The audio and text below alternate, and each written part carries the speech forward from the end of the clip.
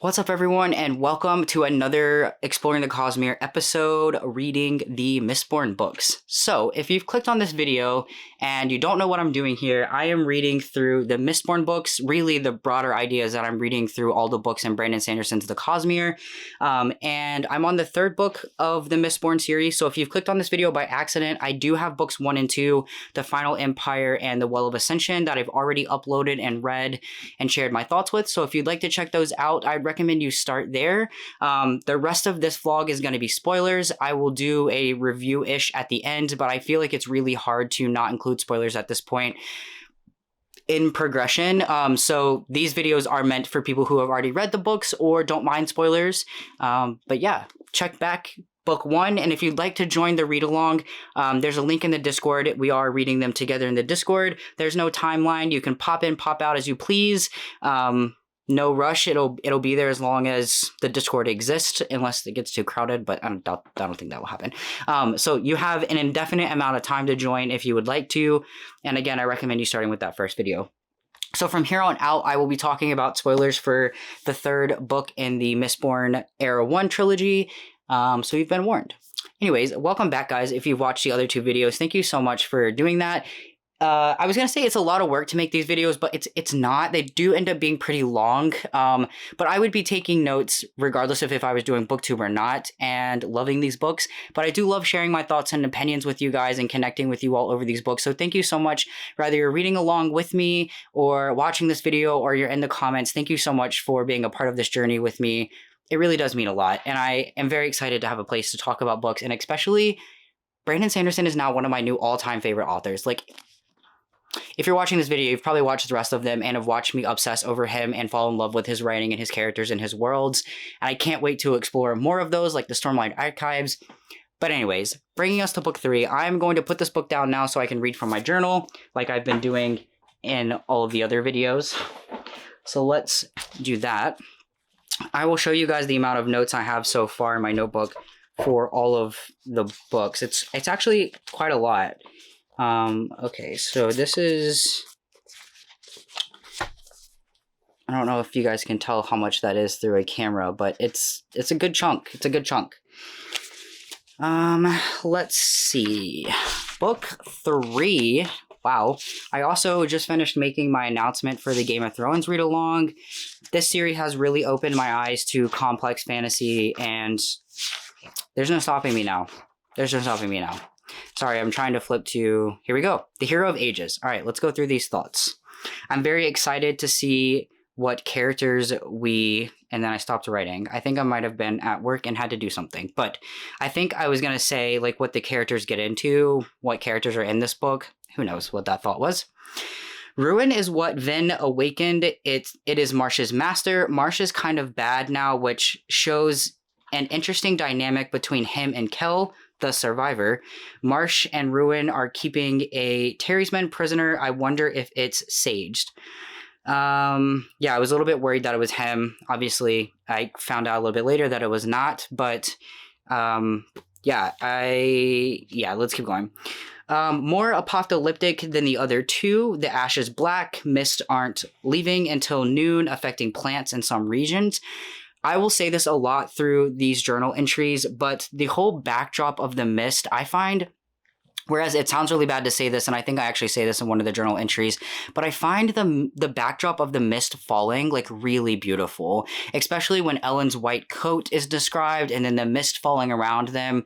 And it's also just gets reminded to us in the middle of random conversations and that sort of thing, which I think brings us back to the atmosphere of the world, which I just find so compelling. Even though the mist and the ash being there is not a good thing, I think it makes for a really beautiful backdrop.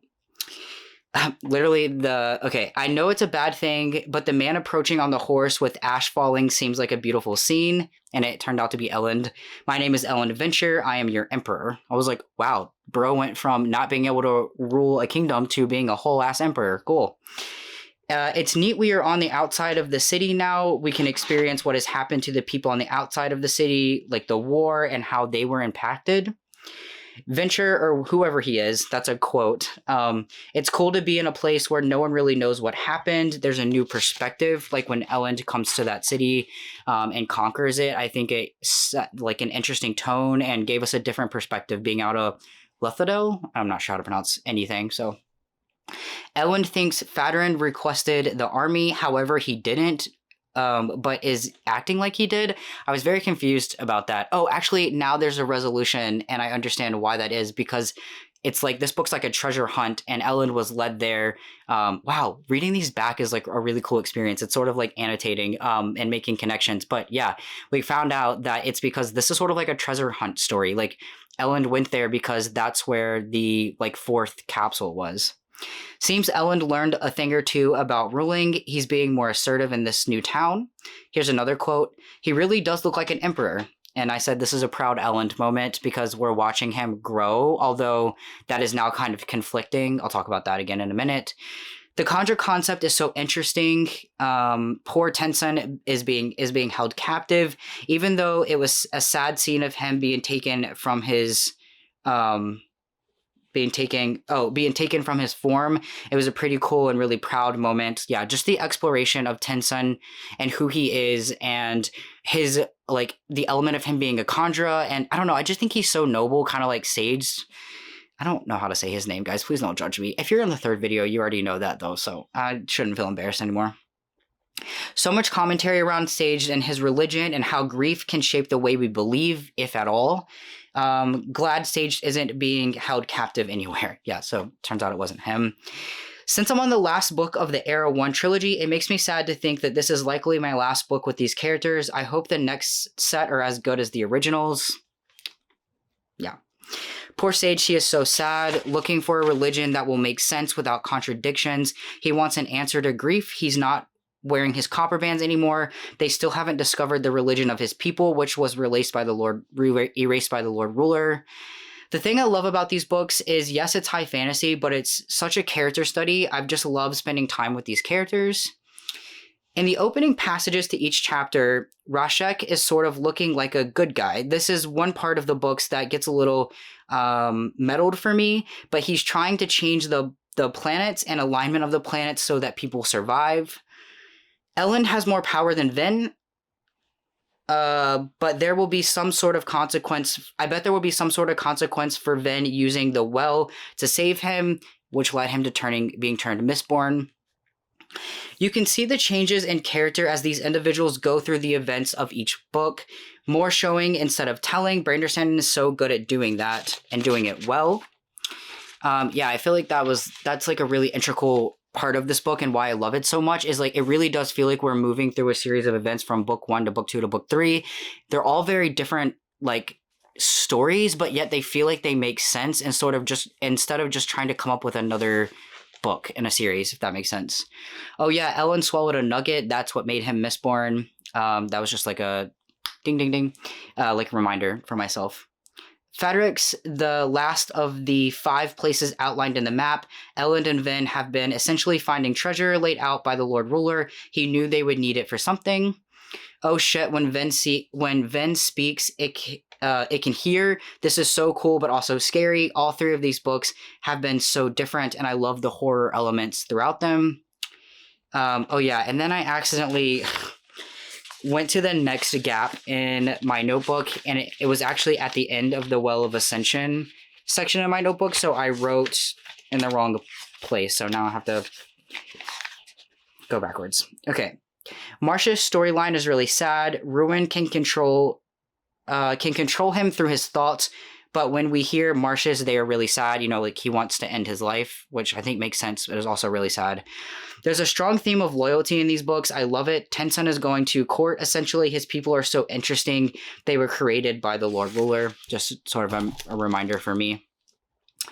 We feel like we have relationships with these characters now. Like, I am comfortable with them. It's hard to explain, but I don't think I have ever felt that way in a book. I feel like I know these characters.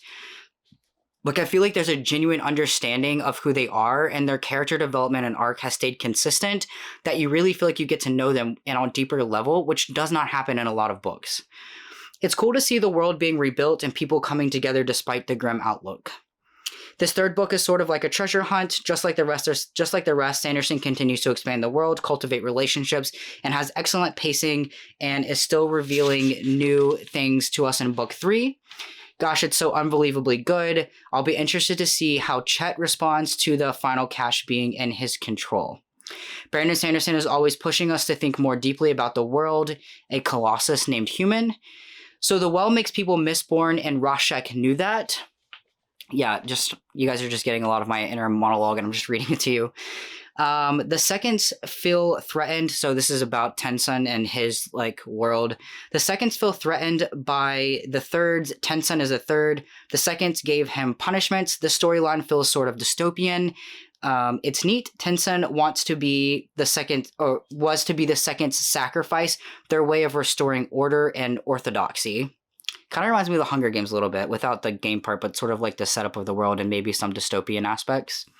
It seems like someone we know, maybe Ven, is writing these passages this time. They are talking about Elend using the last nugget to live, and I think only someone who would know that could do that, meaning the little passages before each chapter. It's our girl Alarine.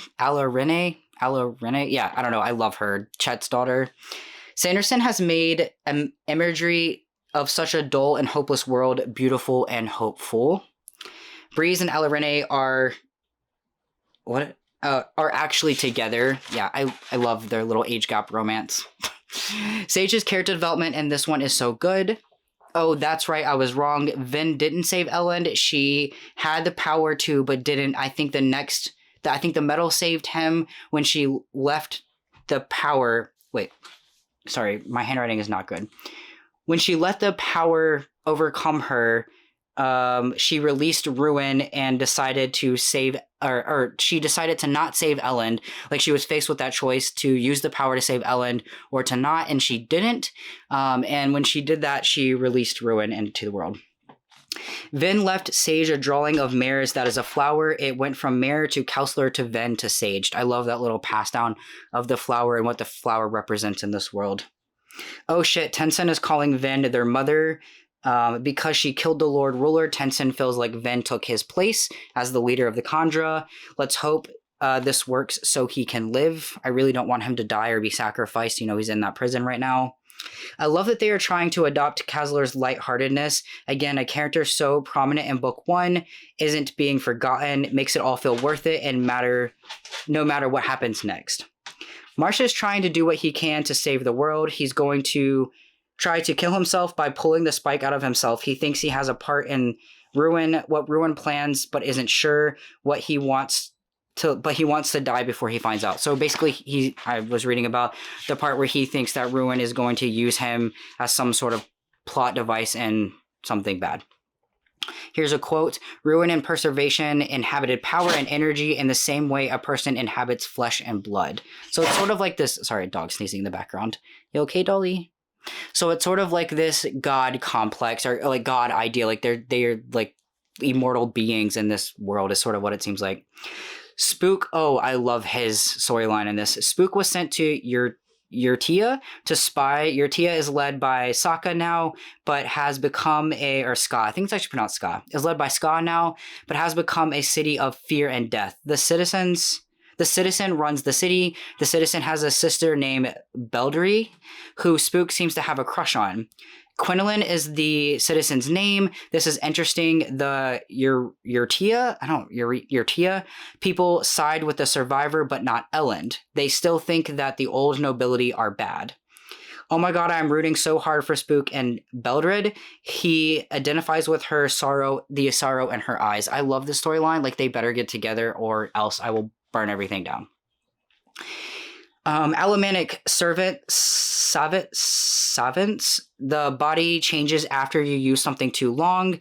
10, aka Spook, is the only one that appears to have an advantage. Just so much world building going on that is so great.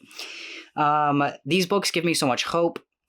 Red was not an approved color by the citizen, but now government officials can wear it. Eek, this new government kills anyone with noble heritage. Reminds me of Nazi Germany. This leader this is a leader of Yurtia, where Spook is, seems to be banking on beating down people who are ready to rise up, like after World War II. They are using Kelsier's fight against the noblemen to an extreme to push their own power and agenda, which remind me of Nazi Germany. I'm shipping Spook and Beldry so hard. Here's a quote. "I am the man who will kill your brother." That's what Spook said right before he almost died. I hope Spook didn't just die, so there is likely noble blood in the citizen. He is an allomancer.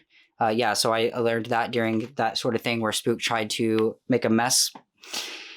I guess it's possible that Ellen snapped instead of being eating the nugget he ate, which transformed him, though it seems like the lore of the world is that that was the case, that when you eat this nugget, you can be made into a Mistborn. Although I wondered if like that near-death experience just caused him to snap, and maybe we're going to find out that eating the nugget doesn't actually do anything, but I don't know. Rashek was under Preservation's power. He tried to fix problems that he created by moving the planets closer to the sun. Ellen says it himself, Kelsier became so much more than just a man. Damn, the mist testing is horrific. I guess it makes sense because of the world they live in, but it's so brutal, basically where they made people go through the mist to see who died and who survived. Then Demonux fell. I almost wonder if, like allergies, someone can be fine in the mist for a time and then not anymore. Probably not, but I wonder what the reasoning is, which we're sort of learning now. The Terrace people now live in the pits. Sage stopped to visit the pits, to visit Terrace people. Also, FYI, this section of the vlog is about to end. I only have a page left to read to you guys, and I'll update you guys about exactly where I am in the book. I'm about 150 pages in, so that's up to the point that I'm reading for you guys now. Holy shit, Spook sort of died, then he was saved by Kelsier's guidance. I love the slight horror / paranormal elements in these books. When it was Kelsier guiding him out of that building, I was like, holy shit, what is happening? Oh, Demux survived, that's good. The deepness is sapient, it has a mind. This really takes the idea of ruling and Elend relating to the Lord Ruler and understanding why he did some of the horrible things that he did, and it's worrying Elend, and I think for good reason, but I think it points out ways that leading is exceptionally difficult. Here's a quote from Elend. Somehow we will find it, the balance between who we wish to be and who we need to be, but for now, we have to be satisfied with who we are. I just felt like that would like make a great tattoo. Reminders of the ash blowing and falling and piling up are beautiful. Exactly 16% of people fall sick to the mist. There are laws to ruin. Consequence, 16%. I'm like, whoa, they're like actually making sense of this, and there are like rules to this world and why, and like the whole thing of a certain amount of people get sick, like exactly 16% of them, which I thought was interesting. Terry's men are not killed by the day mist. They want Sage to lead, but he won't.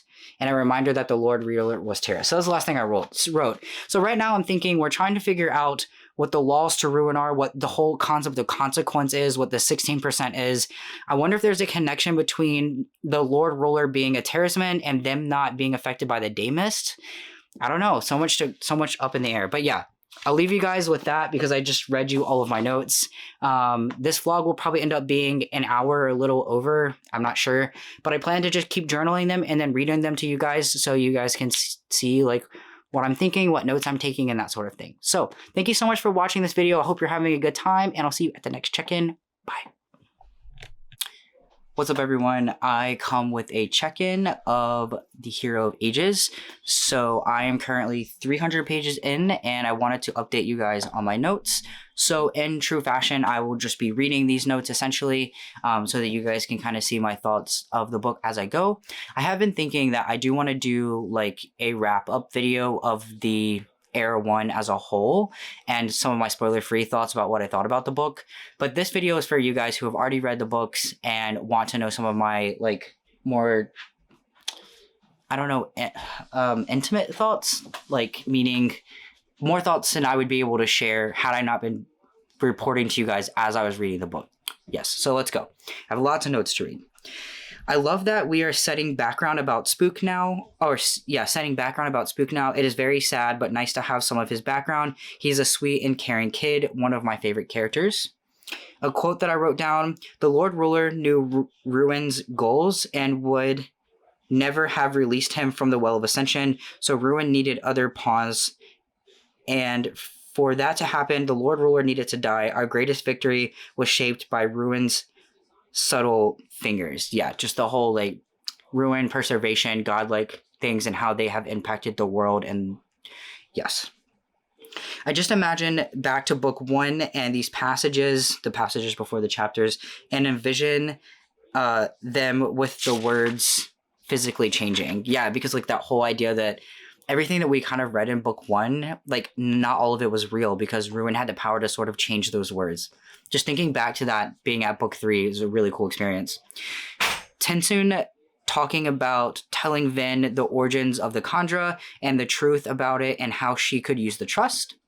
Spook is such an interesting character. I hope he doesn't turn bad. Definitely has the capacity to. The Kelsier ghost makes me nervous, as does the metal spikes back the ghost. Kelsier told him to leave. I don't know what I meant by that, but I think I was getting at how like, you know, eventually now, being 300 pages in, I know that the metal spikes mean a lot more than I ever anticipated they would mean. And like, what a cool way to expand the world and make literally every tiny thing mean something.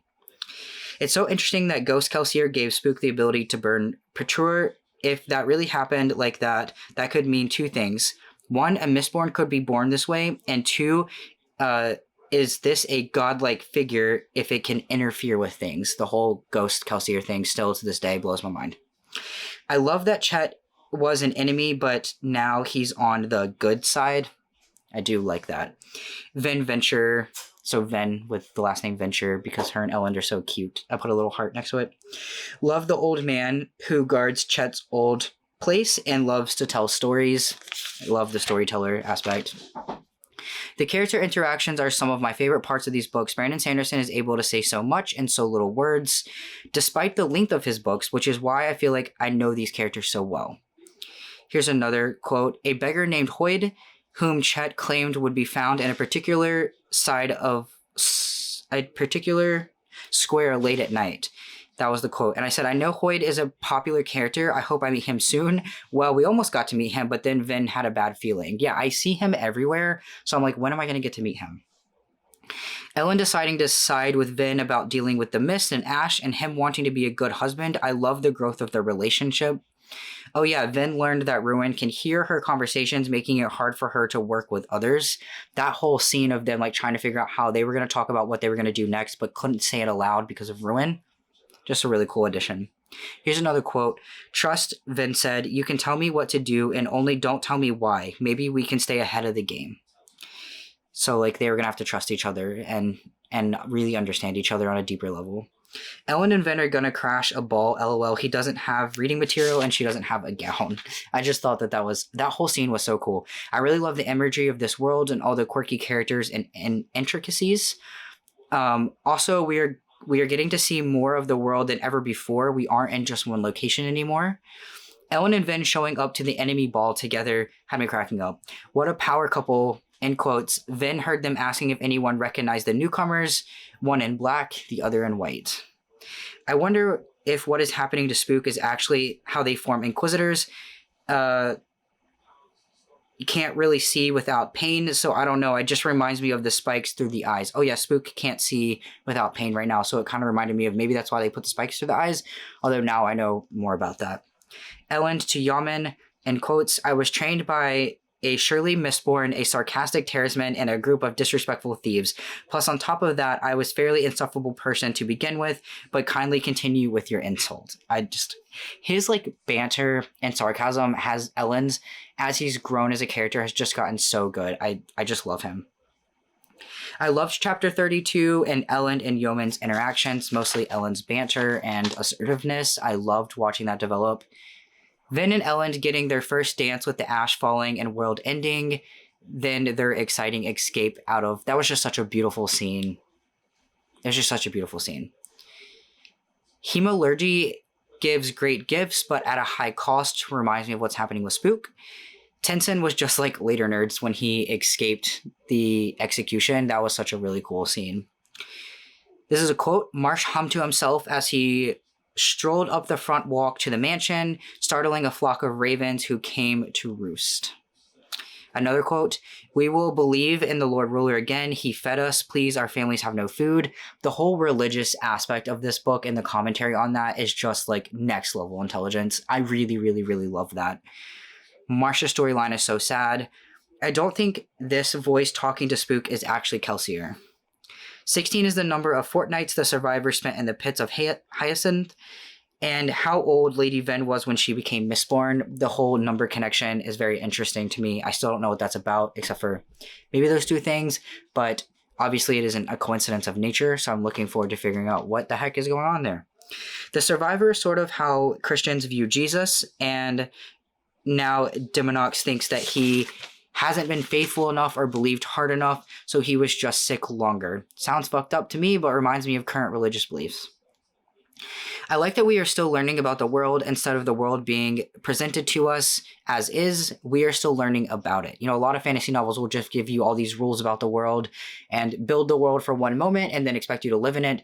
But Brandon Sanderson is continuing to engage us in the world and the world building.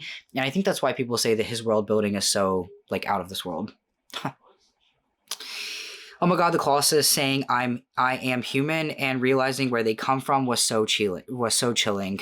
So sad. I think Spook is the survivor of the flames.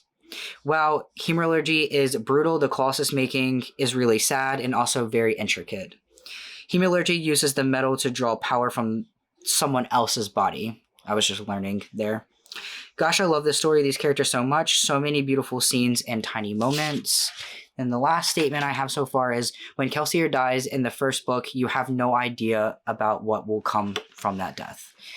I have a lot of notes so far, guys. Like, I am really enjoying these books so much. They get better and better.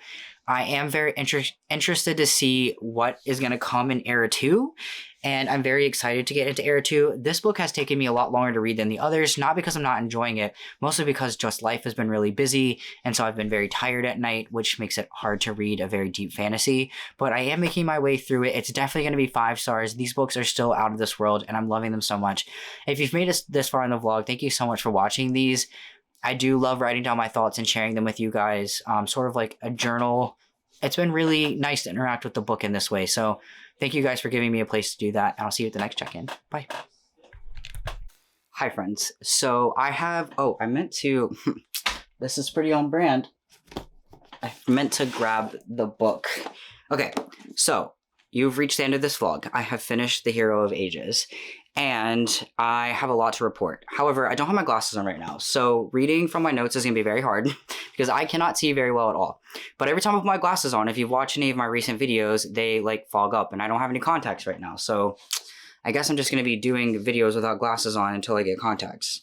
Let me update you guys on the ending. If you've talked to me since I finished this book, it's literally become my entire personality. Like, I bought a Mistborn lanyard. I cried at the end of this book. Like, this book changed me and literally, like, changed my worldview a little bit. Like, the ending of this book was absolutely beautiful. And if you're watching this video, hopefully you don't mind the ending being spoiled because the rest of this book's been spoilers, or you've already read the book. Let me try to... The last time I updated you guys, I think I was halfway through, and I ended up reading the other, like, the whole other half of the book.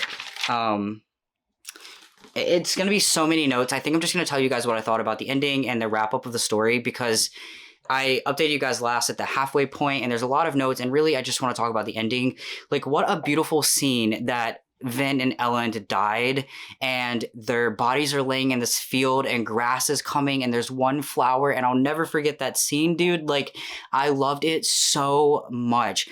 Brandon Sanderson knows how to end a book. I guess I could hold this up. Like, I loved this series. I'm very sad that Era 1 has ended. I thought I was gonna, like, the whole time I was thinking, I don't know how I'm gonna go on without these characters, but the way that it ended with so much hope, you know, Sage got the, I don't know how to say his name, but we know that by now. Sage got the power and he used it for good, and if anyone deserved it, it was him. And then Ven and Elend, like, Ven got godhood and was able to, like, oh my gosh, I can't. It's just so good. Got godhood and was able to help save the world, and then her and Ellen are going to be like reunited, because I couldn't imagine a world in which Vin died and Ellen didn't, and I was really afraid that it was going that direction, but thankfully it did not. And I thought it was so beautiful that they were laying in the field together, and then Spook, I just have so much hope for these characters. I have not read the back of the book of, I think it's the Alloy of Law. That's the I don't know, of Law. That's the next one. I'm not sure though. Whatever the next book is, book 4, Era 2, book 1. I don't know who the characters are. I haven't read the back of the book because I want to go in with as little knowledge as possible.